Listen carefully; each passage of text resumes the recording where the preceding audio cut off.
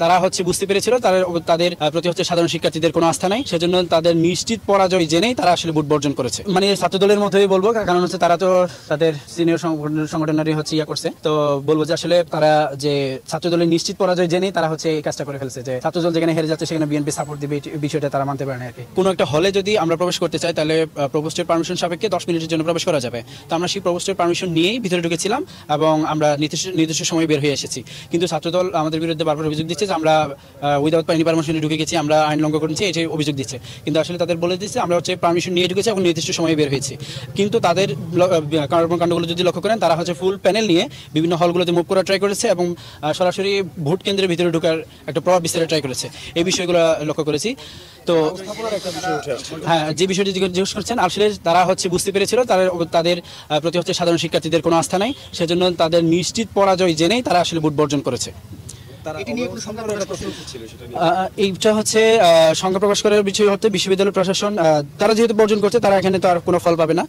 যারা তো আমরা বাকি যারা আছি আমরা আমাদের মাঝে ফল হবে আর কি। এক্ষেত্রে আসলে জি, আর শুনতে পেরেছেন যে বিএনপি পন্থী 3 জন টিচার, ওনারা যে এখানে ভোটের দায়িত্বে ছিলেন, ওনারা দায়িত্ব বর্জন করছেন আর কি।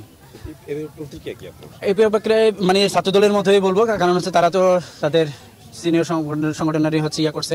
তো বলবো যে আসলে তারা যে ছাত্রদলের নিশ্চিত পরাজয় জেনেই তারা এই কাজটা করে ফেলছে, যে ছাত্রদল যেখানে হেরে যাচ্ছে সেখানে বিএনপি সাপোর্ট দিবে, বিষয়টা তারা মানতে পারে না আর কি। সেই জন্য তারা প্রতিক্রিয়া দেখিয়ে নির্বাচন বর্জন করছে। জি, যদিও সকাল থেকে অনেকগুলো অভিযোগ বলেছি আপনাদের, এবং অভিযোগগুলো বিভিন্ন ধরনের অলরেডি এখন বলেছি, কিন্তু অভিযোগগুলোর কারণে আসলে নির্বাচন বর্জন করার মতো কিছু হয়নি। কারণ ভোট কারচুপি বা জাল ভোট দেওয়ার হলেই আসলে মূলত বর্জনের বিষয়টা আসে, কিন্তু সেই বিষয়গুলো যেহেতু এখন হয়নি, তা আমরা মনে করি যে আসলে এখানে বর্জনের কোনো প্রশ্ন আসে না। তা আমি মনে করি যে আসলে তারা যে ছাত্রদল নিশ্চিত পরাজয়ের গ্লানি না পেরেই করেছে, বর্জন করেছে। জি, আমরা করেছি যে খবর পাচ্ছি যে ক্যাম্পাসের চারপাশে ছাত্রদলের বিভিন্ন নেতৃবৃন্দ এবং যুবদলের বিভিন্ন নেতৃবৃন্দ অবস্থান করেছেন, এবং আমরা বিভিন্ন অলরেডি ভিডিও ফেসবুকে আসতেছে যে 20 মাইলে একটা গ্রুপের ভিডিও অলরেডি হয়েছে, এবং আরো বিভিন্ন পয়েন্টের আমরা খবর পাচ্ছি আর কি। আমরা আসলে একটু আশঙ্কা করছি যে ক্যাম্পাসে এনেছেন, সেই সাথে স্ট্রাইকিং ফোর্স হিসেবে সেনাবাহিনীকে মোতায়েন করা আছে। আমরা মনে করি যে কোনো অপ্রীতিকর পরিস্থিতি ঘটার আগেই বিশ্ববিদ্যালয় কর্তৃপক্ষ সেটার বিরুদ্ধে ব্যবস্থা নেবেন বলে প্রত্যাশা করি।